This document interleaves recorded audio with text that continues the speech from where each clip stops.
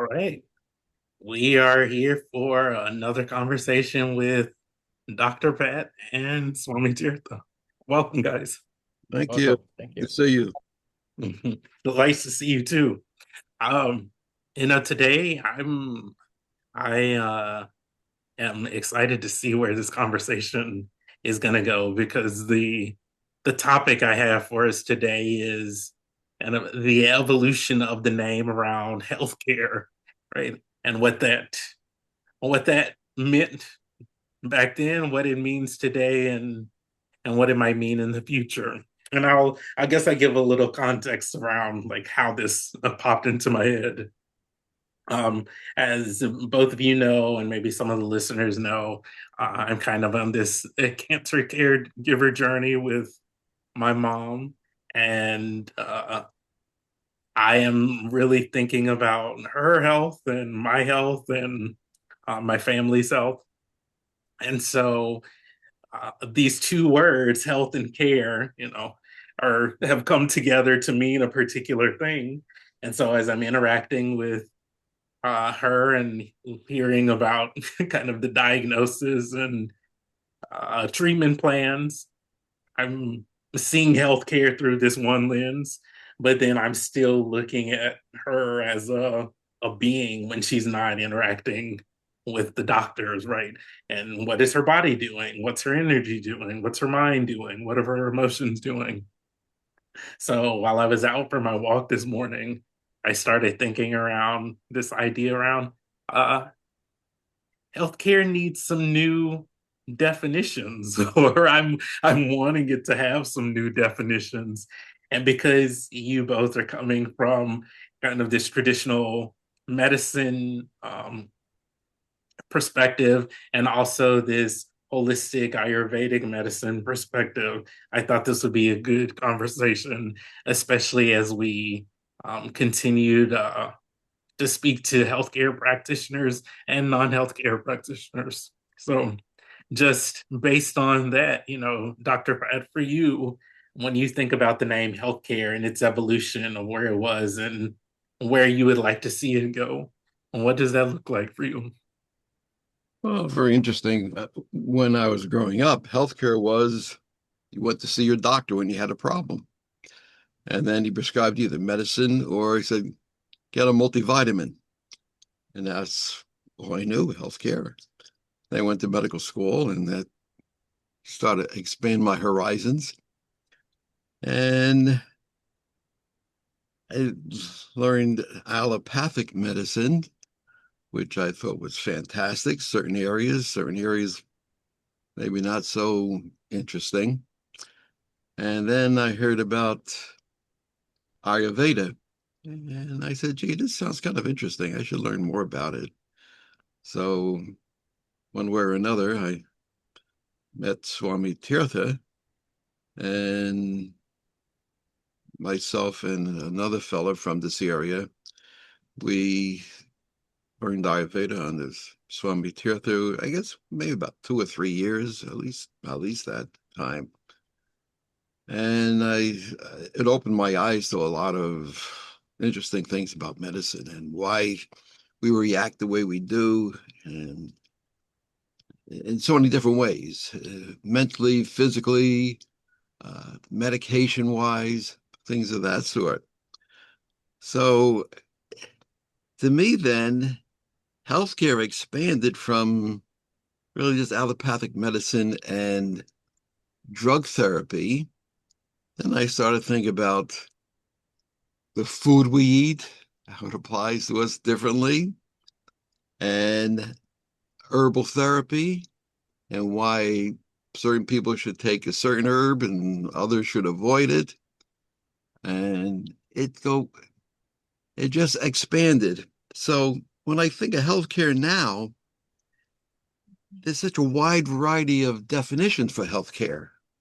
There's, well, healthcare when you go to the hospital, go to the emergency department, go to your doctor's office. We also can experience acupuncture, naturopathic treatments, chiropractic treatments. And it goes on and on and on.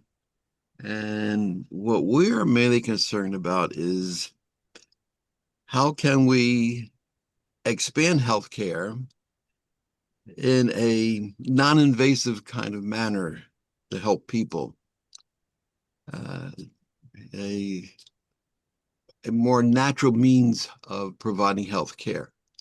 But like I said before, everything has its place.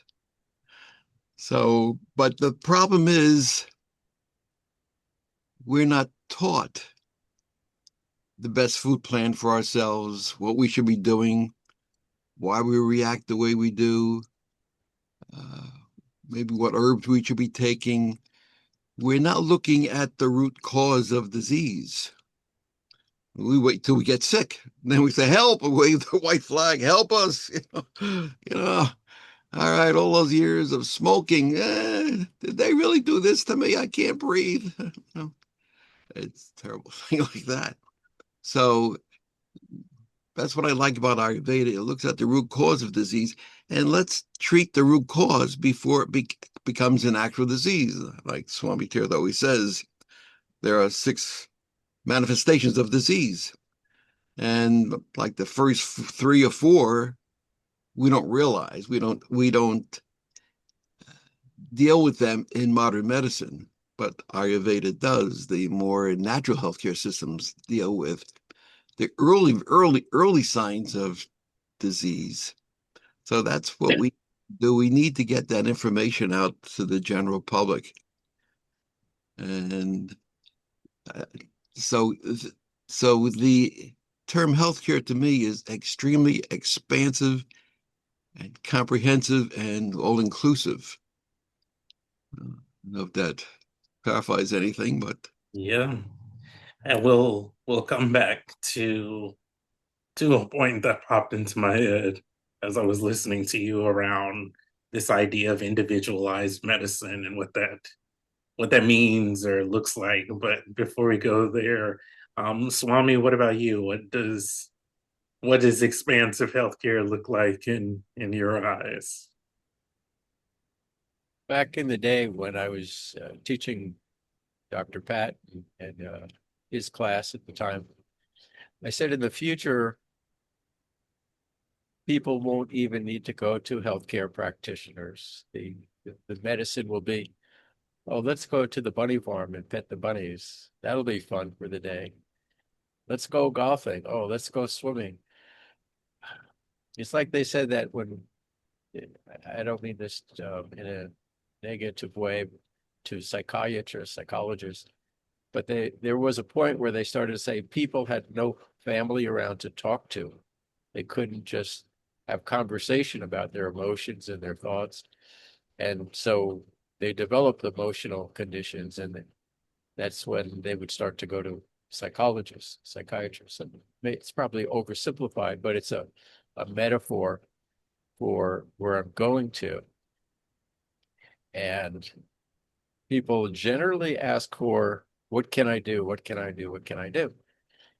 And I feel that, and I think it's the natural process eventually, everything that's not necessary, everything that doesn't serve us becomes too heavy eventually. Either we let it go, like Dr. Pat says, let's look for prevention, or it falls away on its own. And either we survive and change, or we don't survive and change in the next lifetime. So before I would even talk about what tools for healthcare, I'd say go outside in the warm weather, walk barefoot for a little bit, get some sunshine. So many people are vitamin D deficient. Um, have fun conversations, have space in your life to just do nothing and not feel guilty about it. Oh, we're cram packed, you know. Um, we're wound up so tightly as a global race, humanity.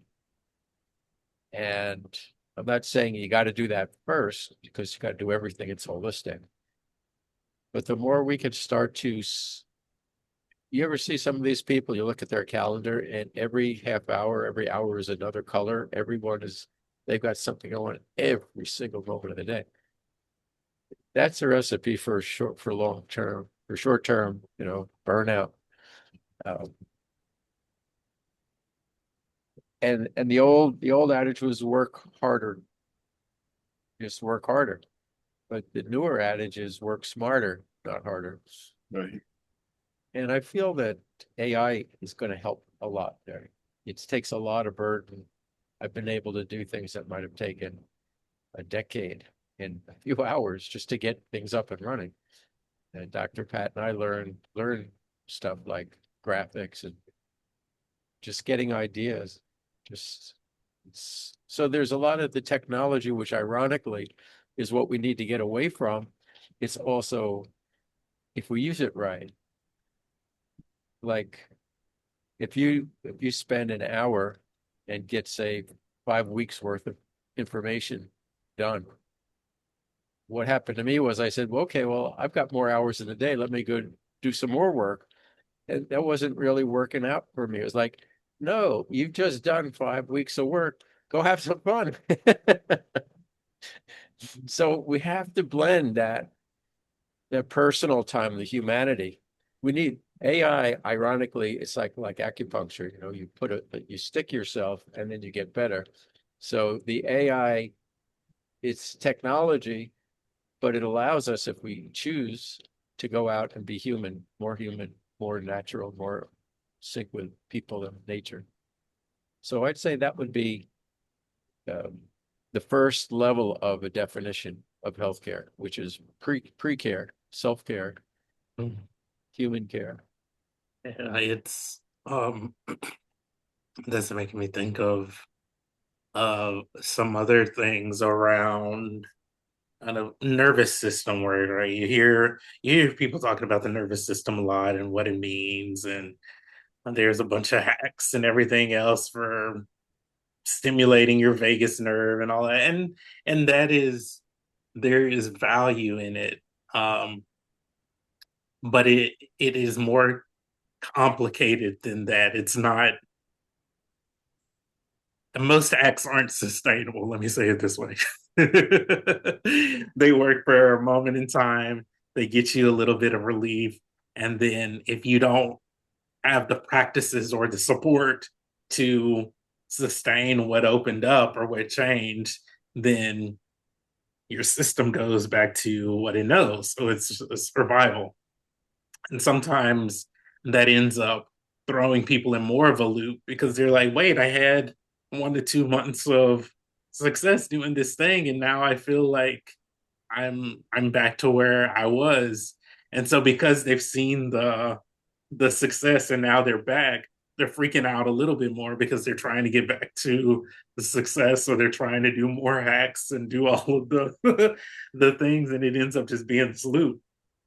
And one of my mentors, I came across one of her videos this morning that I was listening to, um, who taught me a lot of my education around the nervous system, and she always thinks about it as like your understanding of yourself, your interaction with others, and then your interaction with the environment. And what she found through um, the people who have gone through her programs is most of the time when they get real kind of consistent regulation on board, they will be drawn to leaving kind of cities and more hectic environments and move into more kind of rural or peaceful, less chaotic environments. And I definitely saw that for myself as I moved from the Bay Area back to Alabama for a while. Now I'm down in Los Angeles, and I can feel a drastic difference in my system when I'm here in Alabama and there's just kind of space and peacefulness and kind of home.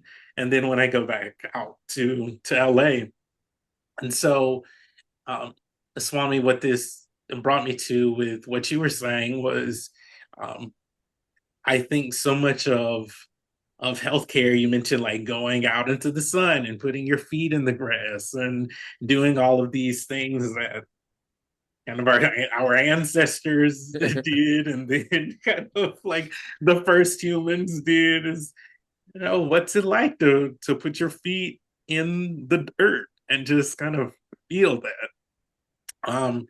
And how much that is medicine, just like taking a pill. It won't cure cancer, it won't cure heart disease, but it definitely won't hurt. Like it'll actually help you reconnect to the system and reconnect to the environment. And then Dr. Pat, what you were talking to was, this idea around individualized medicine, where you have 10 people lined up and you're giving them all the same medication. Well, some might respond well to antidepressants, and some are going to go into kind of a zombie catatonic state. And then others are going to just be like, no, this is horrible. I don't feel anything at all. I either need a stronger dosage or something. And then we're missing all of these other pieces of healthcare, like what are they eating? What they eat is going to be different. Like what in the Ayurvedic um, conversation, it's, are they an air person, a water person, a fire person? How does that play into their constitution and the interactions of medicine? And so, one of the things you've been asking me a lot about is for millennials in general, around wanting these evidence-based practices and these individualized practices.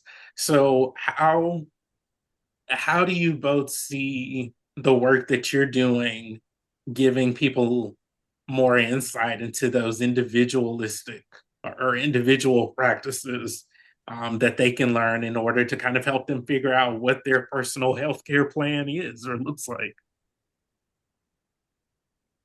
Well, it took us years to learn all this information.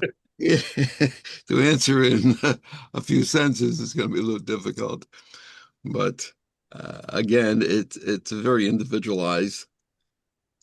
And the thing is, people, we what we would like to do is to provide this information for people that need it, that seek this information.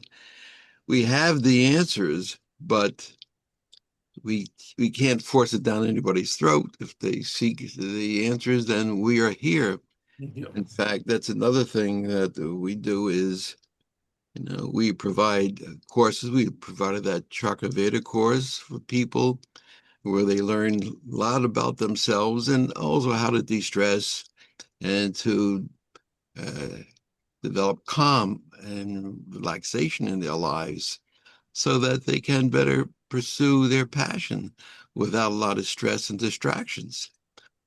So, um, another way of looking at it also is that if you had healthcare, we're talking about, can be a multidimensional uh, aspect, and that is we have a few other people that have joined us that have also different perspectives, naturopathic doctors, things of that sort.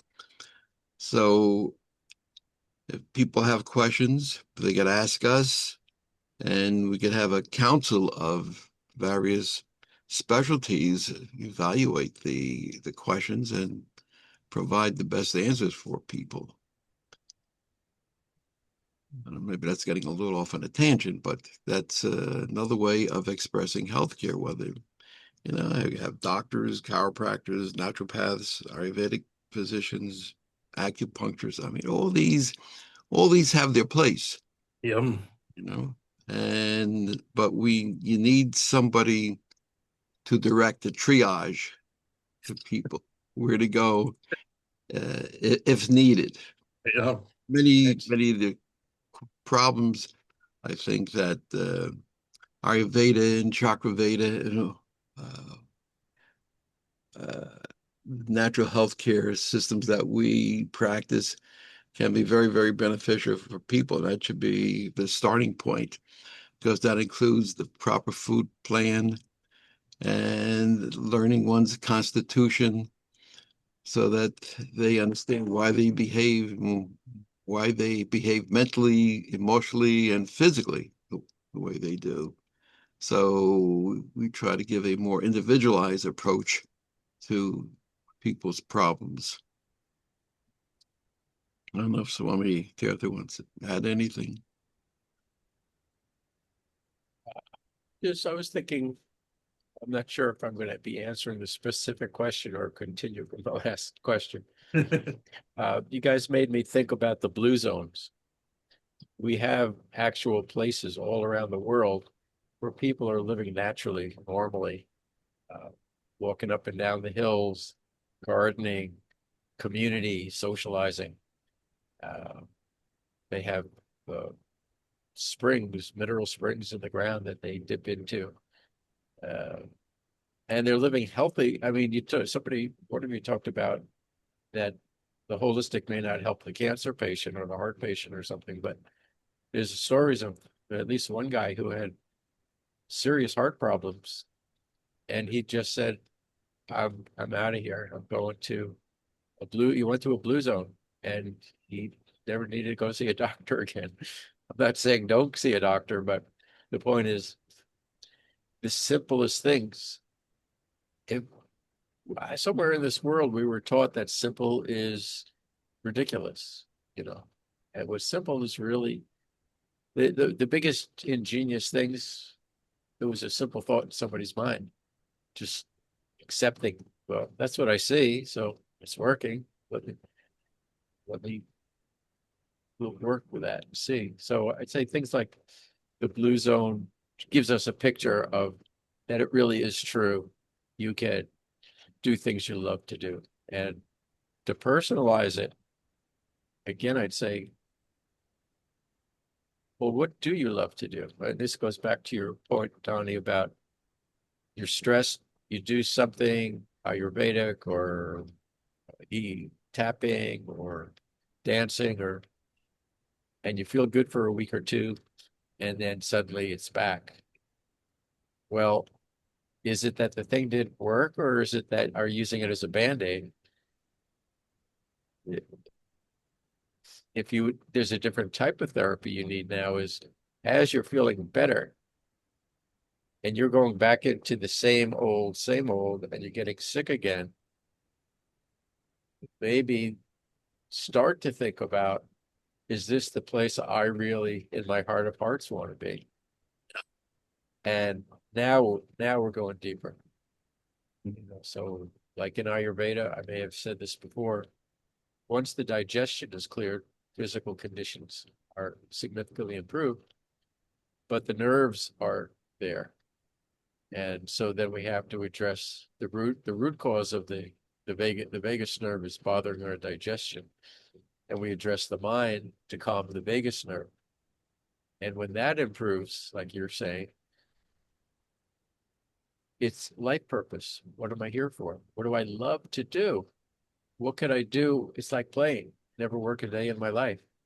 So that's the next non-medicine medicine. Yeah. Clear out the noise and the guilt associated with it. You mean I could just go and play, but my parents said you gotta whatever.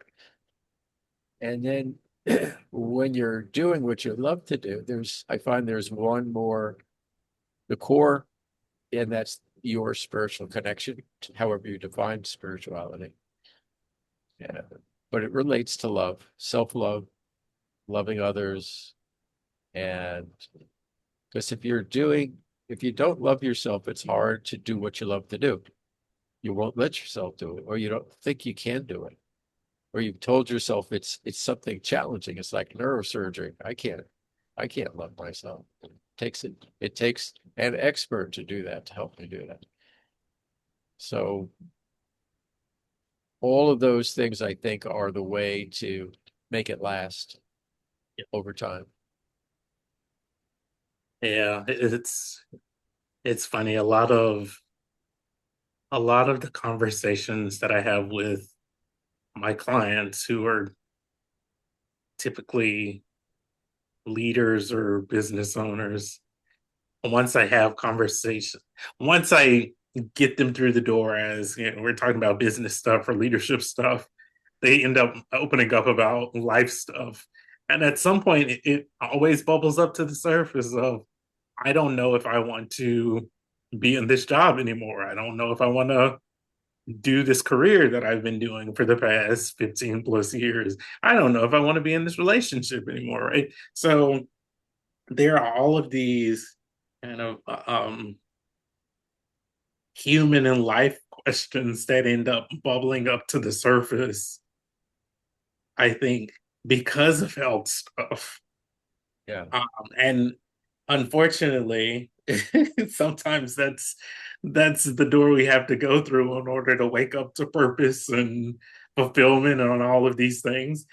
And while that can be great, I'd definitely like to see more people not have to go through that door in order to be connected to purpose and joy and fulfillment. Um, but I think what you're um, tapping into is kind of this collective shift that humanity is having around, um, like, why are we here and what are we what are we doing, and is this thing that I've been doing the thing I want to continue doing, or are there other things that interest me? And for me, I think about that as being part of the healthcare conversation, Yeah, because it's absolutely. connected to their mental well-being, their physical well-being, their emotional well-being, and it's also connected to the care of themselves. Yeah. Yeah, along those lines is first you're talking about forgiveness, and in studying hypnotherapy was also part of my background. In order to forgive others, we have to forgive ourselves first, and I think that's the most important thing. And it's amazing. I've come across people that say, "I can't forgive myself for that." Well, that's they'll never find happiness or calm in their lives if that's their attitude. So there was another point to make, and as soon as I remember it, I'll go. Well, that's something interesting as a hypnotist. So how do you support people as a hypnotist when they're thinking about forgiveness or kind of working through forgiveness? Yeah, see, if you cannot forgive someone else if you can't forgive yourself first. I Even in the Lord's Prayer, it talks about forgiveness. So forgiveness is a very, very important thing, and you actually you're reacting from the heart chakra level, the level of love, unconditional love, and compassion. So forgiveness is very, very, very important. And if you can't get past that, it's going to be very difficult. The other thing I wanted to talk about was how we get through life as far as our passion is concerned. Passion is extremely important. Now, as you mentioned, there are some high corporate executives that are tired. They don't want to do what they're doing, or doctors burn out. They want no longer to be affiliated with what they were doing, and they feel that they failed themselves. But it's really not true, because everything you do, whether you like it or not, is an experience. So we must learn from that experience. Now, if you spent many years in the corporate scenery there, and you decide, oh boy, that was a waste of time all those years. But it really wasn't, because you learned a lot, and it gives you that experience. But now you come to a crossroads. Well, now it's time to change. Well, that's all right. So, so if you feel you made poor decisions in the past, well, maybe they weren't poor decisions. Maybe the decisions you had to make to get where you are now and to direct you where you have to go. Oh, that's all a part of that forgiveness situation. when you brought up doctors burning out as an example, but I think about it, nurses. I think about my Absolutely. family, my family members who are nurses. I think about my friends who went to medical school and have been physicians, and now they're like, I'm not sure I want to do this anymore. COVID was traumatic, like, but Oh, I yeah. don't I don't know where else to go. Um,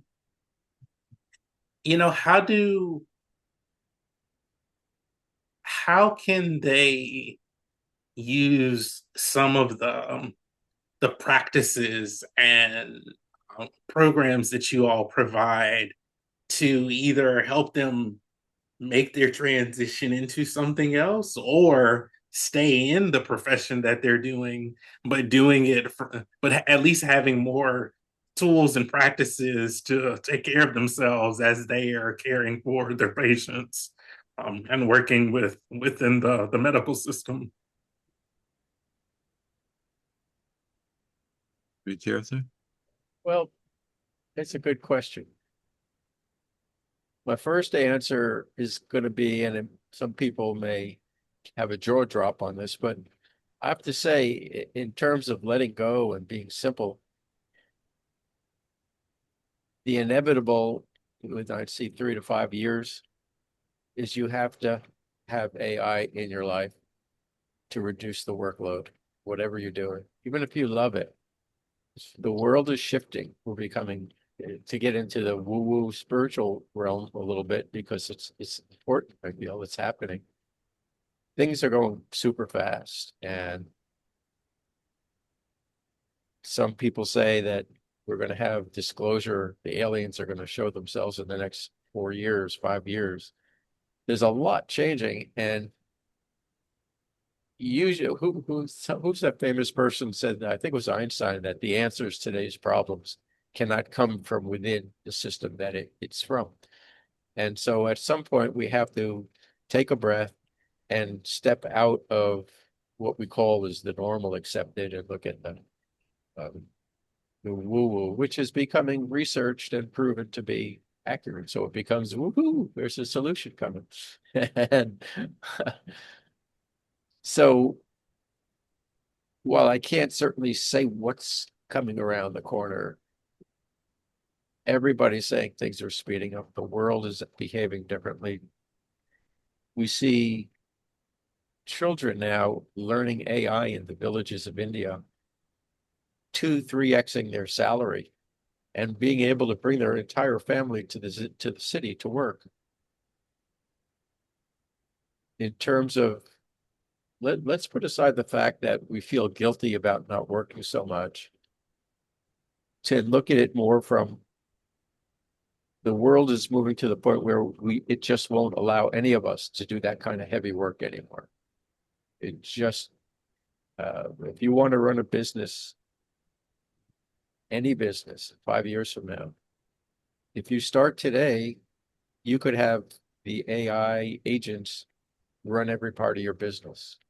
They could write your courses, they could do your marketing, they could on and on and on. Ironically, you're going to hire more people who are trained in AI because your business is going to grow. You're not losing. People are not going to be without jobs. It's already being shown. The World Economic Forum says in 2030, we're going to have a net gain of 78 million jobs related to AI. So all that fear stuff is just, they say that all the time for something new.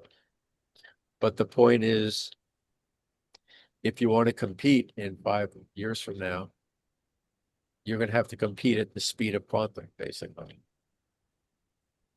And so I think a lot of the things we're talking about are like dinosaurs. You know, well, if I work another 3 hours a day at, I don't know, it used to be digging with a shovel. Now it's digging into your internet to get to Google. Google is outdated. Now it's Chat GPT. And even that's starting to become not as smart as these AI agent development. That alone is causing stress, unseen stress, that nobody maybe even talks about it much. And somebody said recently, if you're feeling stressed, look at the thing that bothers you the most in the world and work on that and see if your stress doesn't go away.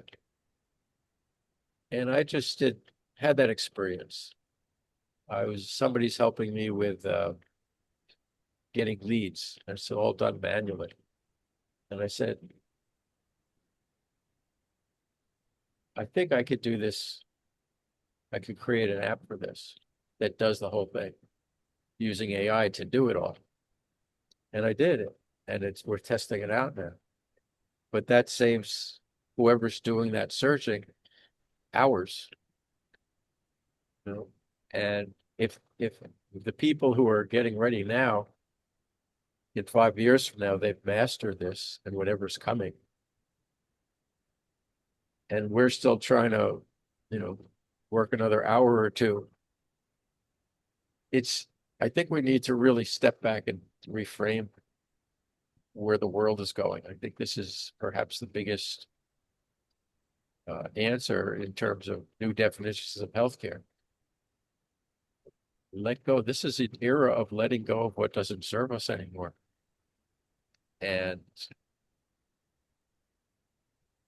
you don't have to, well, I mean, there's people who are going to say all these bad things about AI, but so far it's proving to be, if you use it right, it's a tool.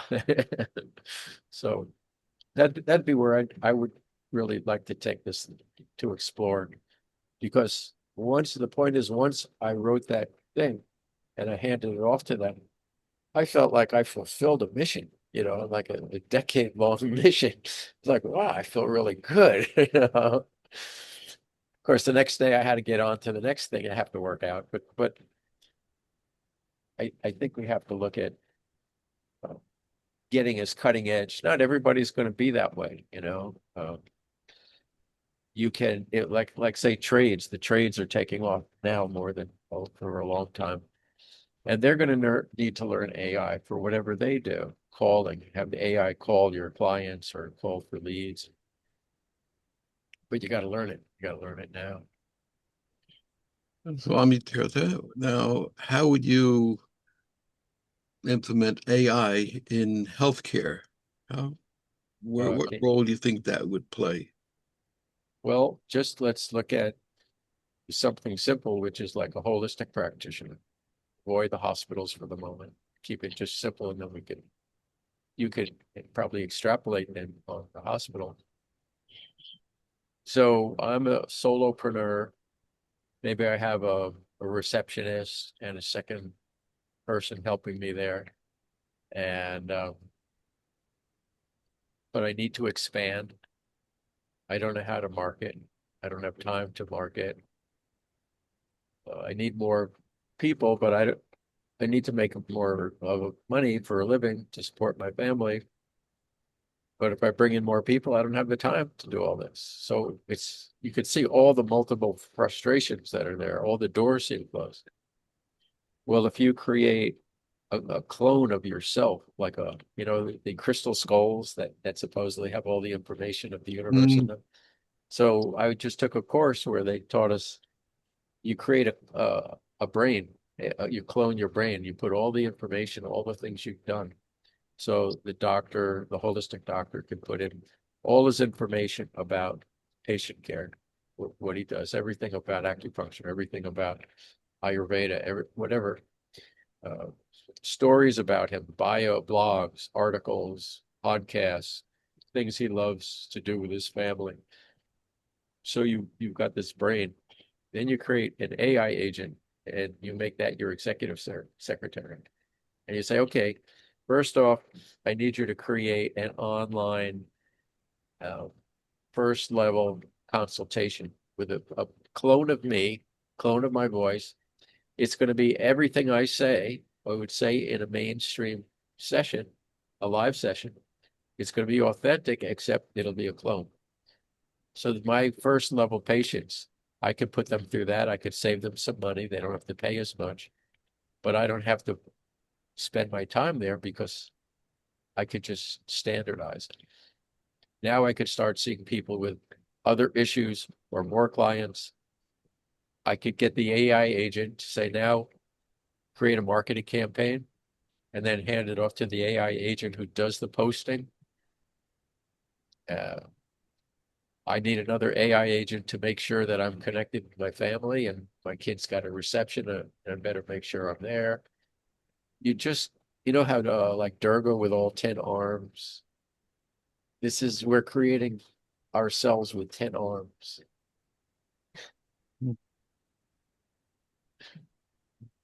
This is really it's really fascinating stuff, right? Because I think we're right in the middle of kind of the AI boom and layoffs, and people are figuring out, okay, what do I do next, or how do I do it? Do I do something on my own? Do I try and find a job and work somewhere else? But I need to learn these new AI tools. Like AI is now kind of the first level barrier for HR and recruiting and interviews. So some companies have set up these agents to sift and sort through these resumes.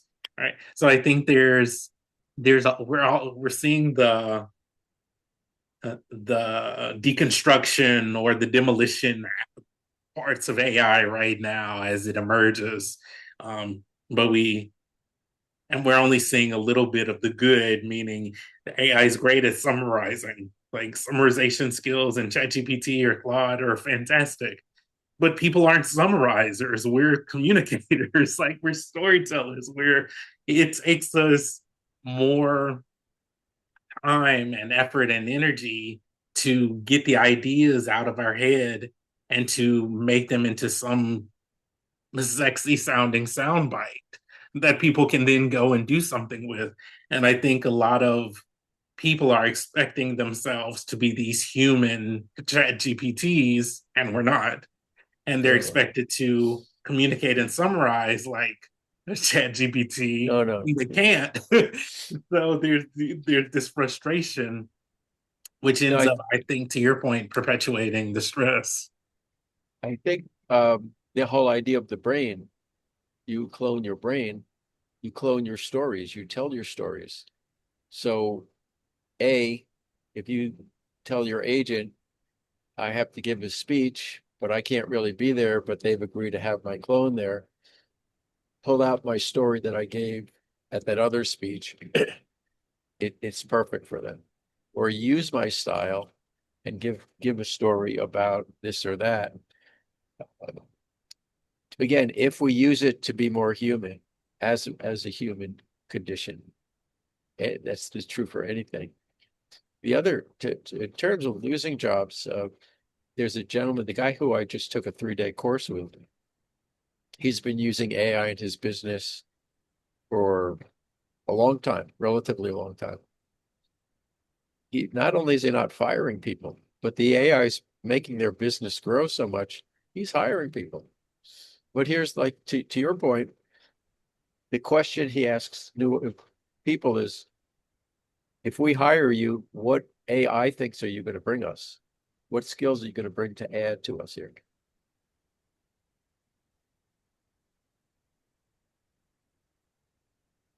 Mhm. Well, this is the I think this is a good point for us to kind of wrap up this conversation, because I feel like that could be a conversation in its own. Yeah, it's a bridge off to, we don't need to go that far when we're talking about healthcare, but it's something that I would tell everybody, if you want a life purpose, do what you love and get some AI training in it. And otherwise it's a burden. It'll be a burden. Yeah. Before we wrap up, what is your one hope for healthcare practitioners, non-healthcare practitioners around um, kind of updating their definition of healthcare?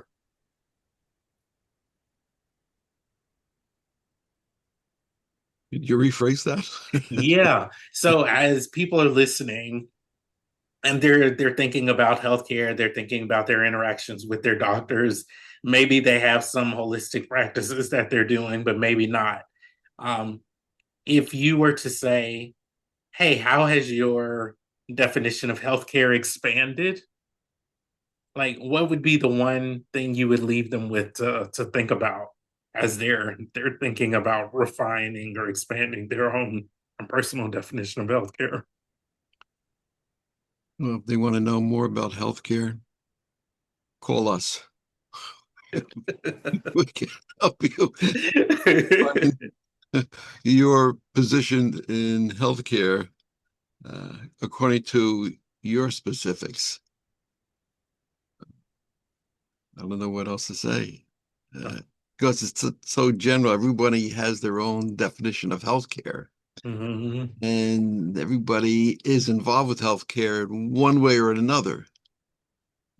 From the least involved to the practitioner.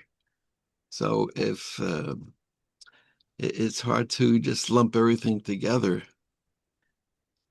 but we we do provide courses to help people get a better understanding of healthcare and a better understanding of themselves, their own constitution, and why they react the way they do, and what's the how to how to get to the root of a potential problem and cut it off so that it doesn't proceed to any extreme healthcare disability, such as heart disease, cancer, things of that sort. I would Swami? say, sorry. No, no, no. I was about to ask you, whatever, what about you? What would be your one hope for the listeners?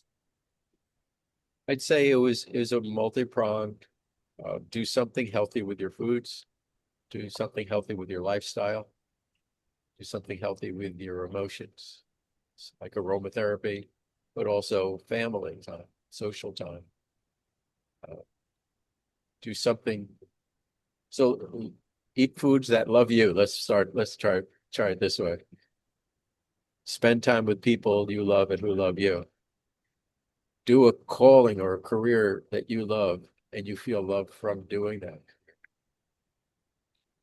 And do some exercises, whether it's movement or breathing or guided visualizations, etc., that allow you to relax enough to love yourself and connect to that higher God or whatever you call it that is love, devotion, self-love. So that would be like my five-pronged uh, love recipe for healthcare. And that is a wonderful place to end. So thank you both for another really interesting, insightful conversation. And I'm looking forward to our next one. Thanks so much, Don. Thank you. It's always a pleasure. Yeah, likewise. Appreciate it.